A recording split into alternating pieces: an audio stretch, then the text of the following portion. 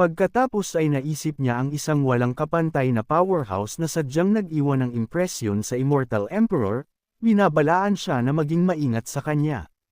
Idinagdag ni Yiksha na may manner ng isang master si Chen Pingan. Nagpatuloy siya sa pagpapalam kay Xiaoshan na nakipag-ugnayan siya sa taong namamahala sa battle pool at humingi ng paumanhin. Nagpatuloy siya sa pagsasabi na kung ayaw siyang makita ni Xiaoshan, babalik siya kaagad at hihingi ng paumanhin. Nagulat si Xiao Wangqie sa uri ng saloobin na ipinakita ni Yi Chen, na pareho sa Immortal Emperor at nagtaka kung anong ginawa ni Xiaoshan. Tinanong ni Qin si Xiao Bangkenqie kung bakit nakatira si Xiaoshan sa ganoong kalunos-lunos na kalagayan at nagtanong tungkol sa nangyari sa nakaraang henerasyon. Naiirita siyang bumubulong na si Xiaoshan ay special guest ng Immortal Emperor at naglakas loob silang bulihin siya. Sinabi niya na kung mangyari ito, dapat nilang tandaan na tretuhin ng maayos si Xiaoshan dahil siya ang tunay na noble ng Xiao family. Pagkatapos ay sinabi niya kay Xiao Banqia na ang katotohanang dumating siya ay hindi dapat ipahayag at kung may magtanong, dapat niyang ipaalam sa kanila na dumating siya para sa bata na may immortal flame physique. Naintindihan ni Xiao Angka at nagtaka kung anong pagkakatulad ni na Xiaoshan at Yu Donglei. Pagkatapos ay napagtanto niya na ang apelyido ng ina ni Xiaoshan ay Yu. Samantala, sa bahay ni Chen Pingan, tinanong ni Chen Pingan sina Zhang Yukon at Zolinger kung na-miss ba nila siya. Sinalubong siya ni Dang Yukon habang nakikipag-usap sa isang estranghero. Ipinakilala ng estranghero ang kanyang sarili bilang Dan Guikai, kaibigan ni Xiaso, at ipinaliwanag na dumating siya upang batiin si Chen Pingan. Pagkatapos ay sinabi ni Chen Pingan sa kanya na huwag masaktan sa kanyang pagiging bastos kanina. Nauutol na sumagot si Dan Guikai na inaliw na siya ni Zhang Yukon at ayaw niya ng anumang gulo. Mukhang naiirita si Chen Pingan sa sinabi ni Dan Guikai. Bumukas ang pinto at lumitaw si Xiasoy at hiniling kay Chen Pingan na alagaan si Zolinger para sa kanya dahil hindi siya babalik ng matagal. Sumang-ayon si Chen Pingan at sinabi sa kanya na parang kapatid niya si Zolinger. Pagkatapos ay lumipad si Xiaso at pinasalamatan si Chen Pingan. Galit na galit, tinanong ni Chen Pingan si Zhang Yukon kung tila ba nasiyahan siyang kausapin siya. Nagtanong si Zhang Yuqing kung nagseselos ba si Chen Pingan. Namula, tinanggihan ni Chen Pingan ang akusasyon. Tinanong ni Zhang Yukon si Chen Pingan kung talagang hindi siya nagseselos. Pagkatapos ay hinawakan niya ang kamay ni Zhang Yukon sa kanya at sinabi na hindi niya hahayaan na itali siya ng sinturon at magseselos siya dahil siya ang kanyang kasintahan. Nagpatuloy siya sa pagsasabi na hindi makakausap ni Zhang Yukon ang ibang lalaki tulad ng nangyari kanina sa hinaharap. Pinutol si Chen Pingan nang halikan siya ni Zhang Yukon. Tinanong niya kung parurusahan niya siya. Namula, nabilib si Chen Pingan. Sinabi ni Chen Pingan kay Zhang Yukon na tila kailangan niya ng magandang palo. Nalilito si Zolinger nang marinig ang pangalan ni Chen Pingan na tinatawag. Ipinaalam ni Chen Pingan sa kanila na bibili siya ng isang bagay at hahayaan niya muna si Zhang Yukon sa ngayon. Kinabukasan sa labas ng gubat ng King Yuan Town, nagme-meditate si Chen Pingan. Bumulong siya na gumagana pa rin ang immortal spiritual being at least, makokontrol niya ng kaunti ang pangalawang batayan ng kapangyarihan ng langit at lupa. Inangkin ni Chen Pingan na maliit ang immortal spiritual being at nagkaroon ng ideya na tingnan kung may kapareho ang system. Pagkatapos ay naghanap siya ng immortal spiritual being na nagkakahalaga ng 1,000,000 puntos at bumulong na lumampas siya sa kanyang authority. Sinabi ni Chen Pingan sa aso na oras na para bumalik sila sa Immortal World at nagtaka kung makakabili siya ng bago sa Immortal Realm. Pagkalipas ng ilang sandali sa Immortal Realm, dumating si Chen Pingan at bumulong na didiretso muna siya sa treasury. Pagkatapos ay inatake siya ng isang hindi kilalang tao.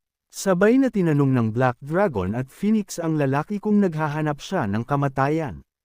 Lumuhad ang lalaki at bumulong na nakasaad sa kanyang mission na ang target ay nasa Immortal na Nth Realm at tinanong si Chen Pingan kung siya si Xiaoshan. Inutusan ng Black Dragon ang lalaki na manahimik at itinulak siya ng malakas sa lupa. Nagtanong si Chen Pingan tungkol sa taong nagpadala sa kanya. Sumagot ang lalaki na mas gugustuhin niyang mamatay kaysa magbunyag ng anumang bagay sa kanya. Nagmuni-muni ang Phoenix at sinabi kay Chen Pingan na hayaan na lang silang hawakan ang lalaki at paiikutin nila ito para magsalita. Nagtanong si Chen Pingan kung ano ang balak nilang gawin sa lalaki. Ngumiti ang Black Dragon at Phoenix at ipinaalam kay Chen Pingan na dahil hindi madaling mamatay ang mga immortals, dahan-dahan lang nilang puputulan ang kanyang mga non-lethal organs tulad ng kanyang family jewels. Idinagdag ng Phoenix na maaari rin nilang pahirapan ang kanyang spirit, alisin ang kanyang cultivation base, pagkatapos ay gawin siyang babae at ipadala siya sa Red Light District. Nang inig ang lalaki at sinabi ni Chen Pingan sa kanila na siguraduhin na hindi madudumihan ang bakuran. Nagmakaawa ang lalaki kay Chen Pingan na maghintay at handa siyang makipagtulungan. Hiniling niya sa kanya na bigyan siya ng mabilis na kamatayan. Pinayagan ni Chen Pingan ang lalaki na magsalita. Pagkatapos ay ibinunyag ng lalaki na si Xiao Boho ang nagpadala sa kanya. Nawala ang pagdududa ni Chen Pingan at napagpasyahan niya na may kinalaman si Xiao Boho sa pagkawala ng cultivation base ni Xiao Shan. Pagkatapos ay sinabi niya sa lalaki na tutuperin niya ang kanyang pangako at bibigyan siya ng mabilis na kamatayan. Naisip ni Chen Pingan na subukan ang explosive function na nagpasabog sa ulo ng lalaki. Lumipas ang ilang minuto at bumulong si Chen Pingan na ginamit niya ang lahat ng kanyang puntos upang patayin ang isang immortal at bumagsak ito ng isang bato. Pagkatapos ay sinumpa niya ang system at sinabing dinadaya siya nito. Pagkatapos ay bumulong si Chen Pingan na ang mga bagay na sumabog ay maaaring i-recycle sa pamamagitan ng system at titingnan niya kung ilang puntos ang halaga nito. Ginantimpalaan ng system si Chen Pingan ng 100,000 puntos, na ikinagulat niya dahil malaki ang halaga ng bato.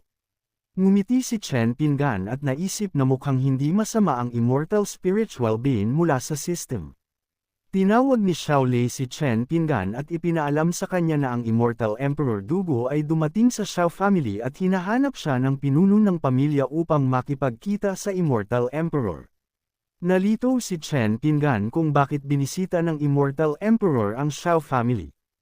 Idinagdag ni Xiao Lei na nagising ni Xiao Boho ang Immortal Flame Physique at ang Immortal Emperor ay bumibisita upang tumanggap ng mga disciples. Naiirita, bumulong siya na hindi karapat-dapat si Xiao Boho. Sumagot si Chen Pingan na karaniwan, hindi niya turn na makipagkita sa isang mahalagang tao. Sumang-ayon si Xiao Lei. Pagkatapos ay naisip niya na baka sinisikap ni Xiao Boho na gamitin ang pagkakataon upang ipahiya siya. Pagkatapos ay sinabi niya kay Xiao Lei na papasok na siya, na nakakalungkot na si Xiao Boho ay magiging disciple ng Immortal Emperor at hindi siya makakaganti sa ganoong maikling panahon. Samantala, sa discussion hall, sinabi ng Immortal Emperor Dugo kay Xiao Boho na sa kabila ng kanyang kabataan, naiintindihan na niya ang cultivation method. Pinasalamatan ni Xiao Boho ang Immortal Emperor sa kanyang papuri at sinabi sa kanya na hindi siya karapat-dapat sa ganoong papuri. Naniniwala si Xiao Banqian na oras na para hintayin si Xiao Shan na dumating at kung kilala rin ng Immortal Emperor si Xiao Shan, kung gayon tama ang kanyang hula. Pagkatapos ay pinag-isipan niya kung tama ba ang kanyang hula o hindi at kung makabangon muli si Xiao Shan ngayong nabanggit na siya ni Chen Yaoqin. Sinabi ni Xiao Angka kay Xiao Shan na lumapit at batiin ang Immortal Emperor Dugo.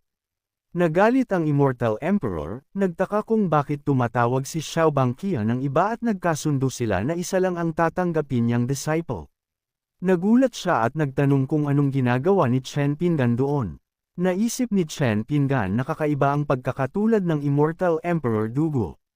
Galit na galit, nagtaka si Xiao Boho kung bakit buhay pa si Xiao Shan at naniwala na hindi ginawa ng assassin ang kanyang trabaho. Ngumiti si Xiao Banqian at inangkin na tama ang kanyang hula na kilala ng Immortal Emperor Dugo si Xiao Shan at naniniwala na malaki ang impluwensya ni Xiao Shan. Pagkatapos ay ipinakilala niya si Xiao Xian sa Immortal Emperor Dugo, ipinapaliwanag na hiniling niya ang tulong nito dahil nasira ang kanyang cultivation base. Nalito ang Immortal Emperor Dugo sa nagpapanggap na pangalan ni Chen Pingan at nagtaka kung paano magkaiba ang mga personal na katangian ng dalawang tao. Pagkatapos ay naniwala siya na hindi ito si Xiao Shan kundi si Chen Pinggan at nagpatuloy sa pagtatanong kung bakit niya napagpasyahan na may layunin si Chen Pinggan sa pagpapanggap bilang mas batang henerasyon ng pamilya at hindi niya dapat guluhin ang kanyang mga plano sa pamamagitan ng pag-uusap ng walang pakundangan. Sumagot si Dugo, naniniwalang nagkaroon ng glow-up si Xiao Shan dahil naalala niya na hindi siya mukhang ganoon dati. Pagkatapos ay nagkaroon siya ng ideya kung baka nagkamali siya. Sumagot si Chen Pinggan na nagbabago ang mga tao at naisip na mukhang hindi siya kilala ni Dugo at marahil ay nagkamali siya ng akala. Ipinagpalagay ni Dugo na ang pagtawag ni Chen Pinggan sa kanya na isang Immortal Emperor ay dapat na isang hint at maghihintay lang siya hanggang sa walang sinuman na magmamakaawa ng kapatawaran sa kanya. Pagkatapos ay ipinaalam niya sa kanila na dahil nalugod siya sa mga talento ni Xiao Bao, tatanggapin niya ito bilang kanyang disciple at magkakaroon sila ng banquet sa araw na iyon. Pinasalamatan ni Xiao Bao ang Immortal Emperor at hiniling sa kanya na tanggapin ang kanyang pasasalamat. Naisip pagkatapos ni Dugo na minsan sinabi ni Lolo Miran na madalas pumili si Chen Pinggan ng mga juniors para mag-cultivate at ipinagpalagay na ang paggising ni Xiao Bao ay dulot ni Chen Pinggan at sa pagkakataong ito ay kukunin niya si Xiao Bao sa halip na si Chen Yuchen. Samantala, sa loob ng bakuran ng Xiao Houses, habang magsisimula na ang banquet, tinanong ni Xiao Bangkia ang kinaroroonan ng Immortal Emperor Dugo. Sumagot ang isang lalaki na tila si Dugo ay pumunta sa direksyon ni Xiao Shan. Sinabi ni Xiao Bangkia sa lalaki na maging abala at mag-ingat sa paghahanda sa mga bisita kung saan sumang-ayon ang lalaki. Pagkatapos ay naisip niya na magkakilala sina Dugo at Xiao Shan at inangkin na ito ay isang magandang pagkakataon. Kumuha si Xiao Bangkia ng isang kansilang talisman at naisip na maaari nitong hindi malaman ng Immortal Emperor ang kanyang presensya at kailangan lang niyang pakinggan ang kanilang pag-uusap at matutukoy niya ang identity ni Xiao Shan.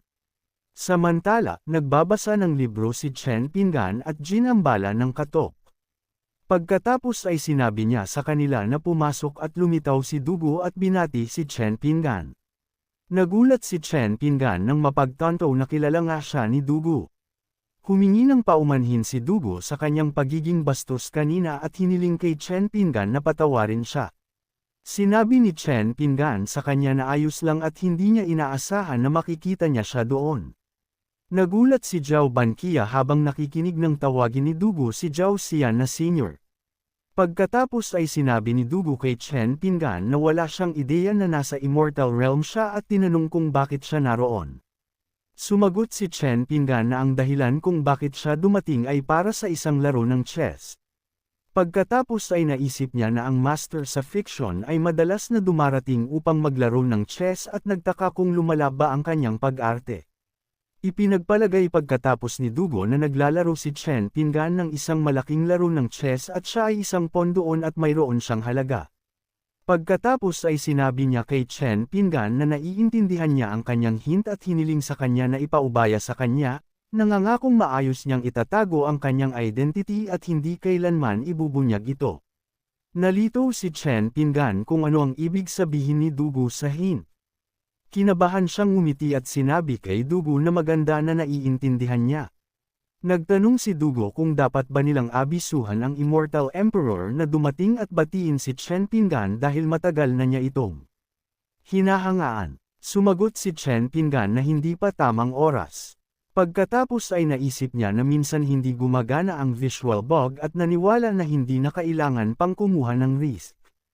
Nagulat si Xiao Bangkia sa narinig niya at nagtaka kung sino si Xiao Shan.